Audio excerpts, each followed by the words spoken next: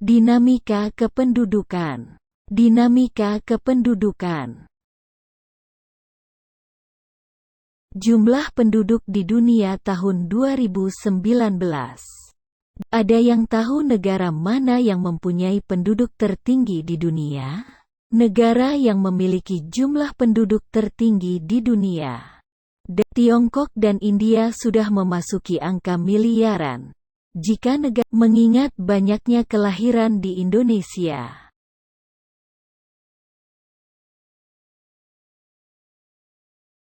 Tingginya angka kelahiran ini menempatkan Indonesia pada urutan keempat setelah Cina, India, dan Amerika Serikat dengan populasi. Dari sini semakin jelas ya tentang apa yang akan kita bahas. Lalu apakah kalian pernah dengar kata demografi? Apakah yang demo-demo di depan MPR? Tentu bukan ya.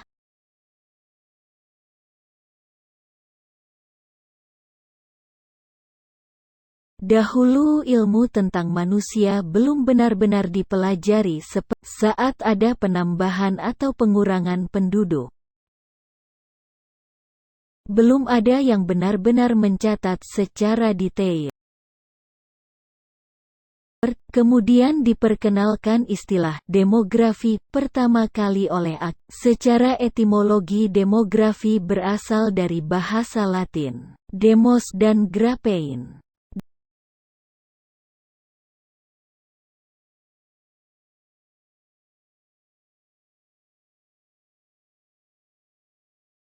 Sebelum membahas hal-hal apa saja yang dapat mengurangi dan menambah, kita simak video berikut.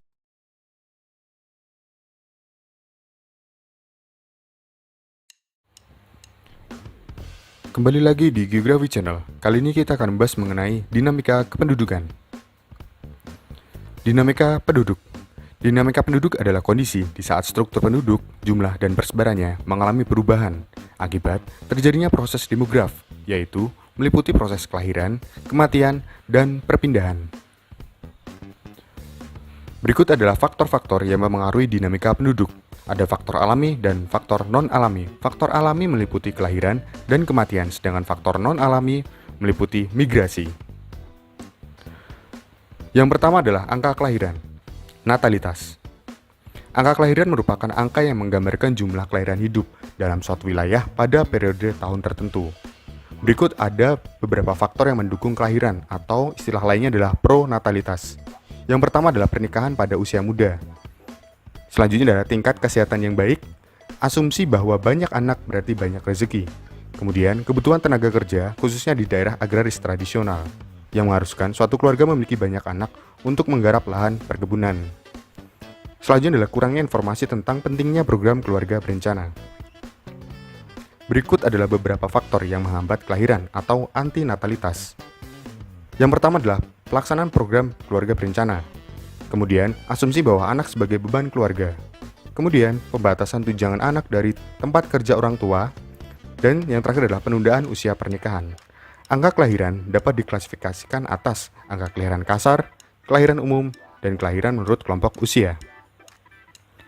Selanjutnya adalah angka kematian atau mortalitas. Angka kematian menunjukkan jumlah kematian per 1000 penduduk dalam periode tahun tertentu.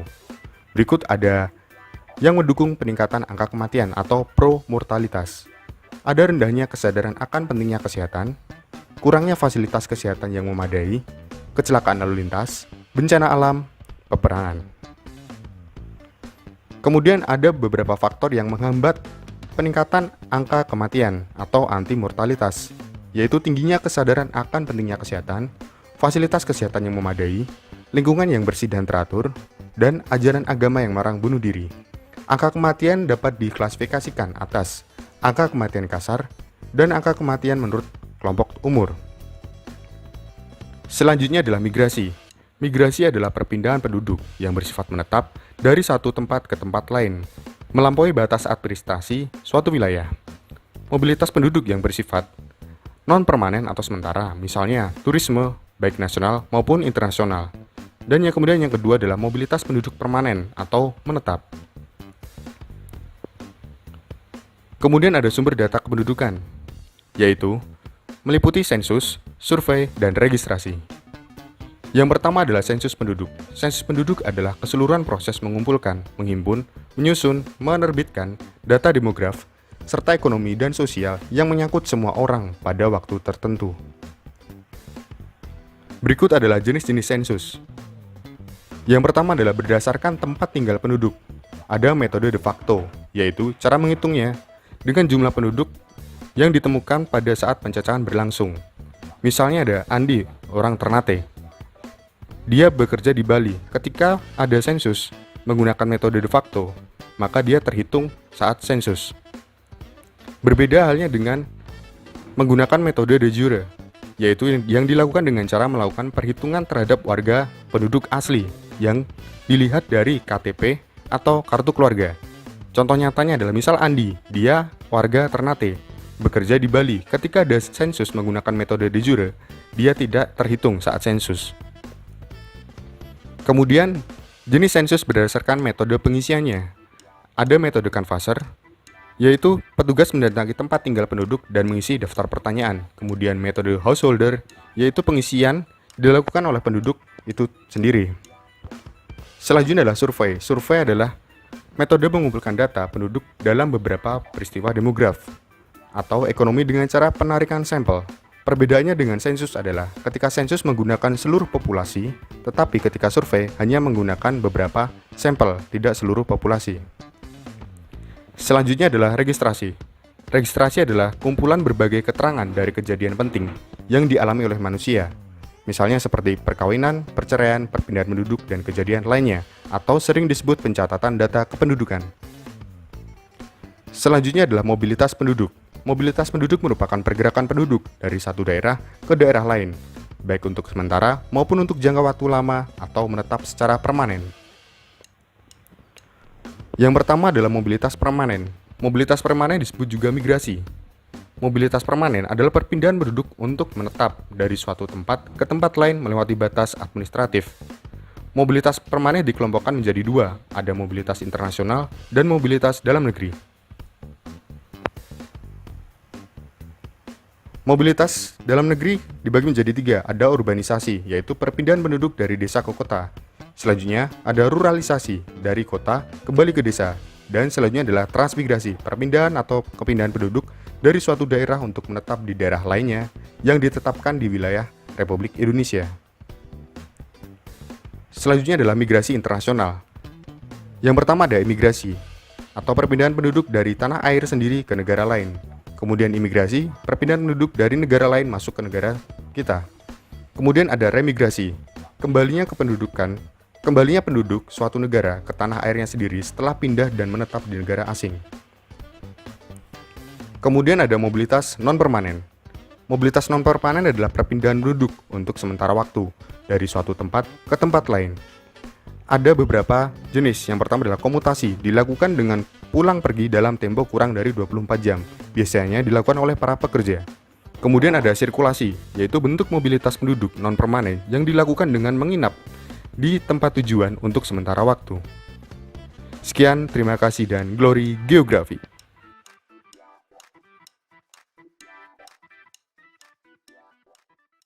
Jadi, yang dikatakan penduduk adalah semua orang yang berdomisili selama 6 bulan atau kurang dari 6 bulan. Namun bertujuan untuk menetap. Faktor dinamika kependudukan. Faktor alami dan faktor non-alami. Faktor alami meliputi kelahiran dan kematian. Faktor non-alami meliputi migrasi, perpindahan penduduk. Kita fokus ke faktor alami dulu. Ada kelahiran dan kematian. 1. Kelahiran, natalitas. Diperkirakan Indonesia memiliki jumlah penduduk sebesar 200. Angka kelahiran, ada fakta menarik. Ternyata jumlah penduduk Indonesia sejak Coba kalian amati grafik ini. Setelah 15 tahun, sensus penduduk dilakukan 10 tahun sekali hingga 2002. Diperkirakan Indonesia memiliki jumlah penduduk sebesar 201. Kelahiran, natalitas, angka kelahiran, pronatalitas dan antinatalitas.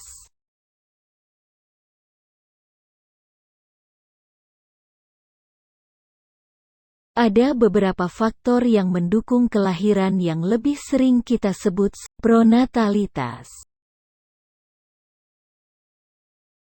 Yang termasuk faktor-faktor pronatalitas antara lain adalah sebab rendahnya tingkat kesehatan, banyaknya bayi yang meninggal, suatu anggapan bahwa banyak anak banyak rezeki, masa damai dari peperangan. Masa damai dari peperangan. Desember tahun 2004 pagi itu di awal gempa berkekuatan 9 kota-kota lain di pesisir barat Pulau Sumatera menewaskan sebanyak 61.265 penduduknya atau pada tahun 2005 kematian menghilangkan nyawa meninggalkan kenang. Adanya ketentuan batas umur menikah.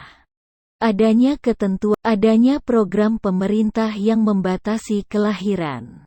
Ada tsunami tahun 2004 keluarga Aceh menyadari hal itu adalah sebelum tsunami kematian menjadi salah satu faktor yang menyebabkan salah satu faktor yang dapat mengurangi penduduk secara alami. Faktor-faktor yang mendukung kematian disebut sebagai promortalitas. Faktor yang mendukung kematian promortalitas. Fasilitas kesehatan masih kurang memadai. Faktor kecelakaan, faktor yang menghambat kematian, antimortalitas. Fasilitas kesehatan lengkap, lingkungan yang bersih dan teratur. Terima kasih.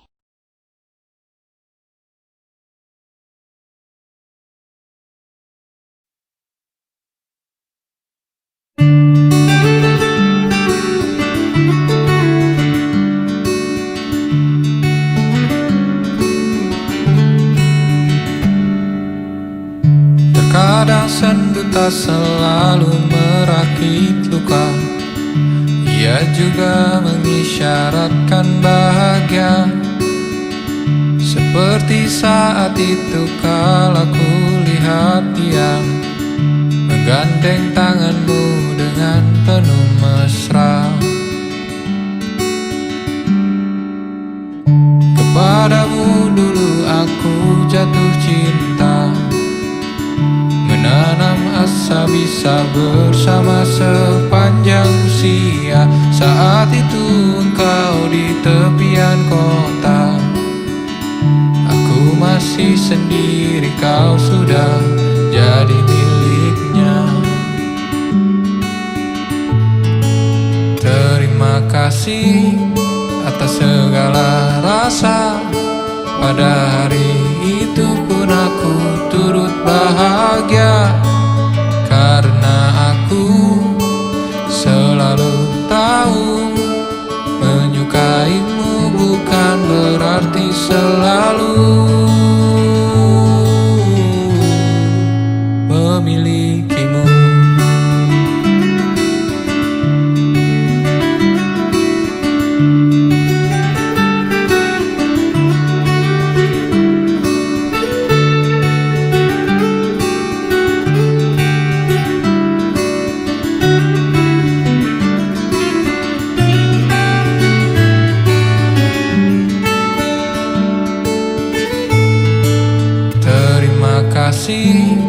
Atas segala rasa. Pada hari itu pun aku turut bahagia, karena aku selalu tahu menyukaimu bukan berarti selalu. Terima kasih atas segala rasa. Pada hari itu pun aku turut bahagia, karena aku selalu tahu menyukaimu bukan berarti selalu.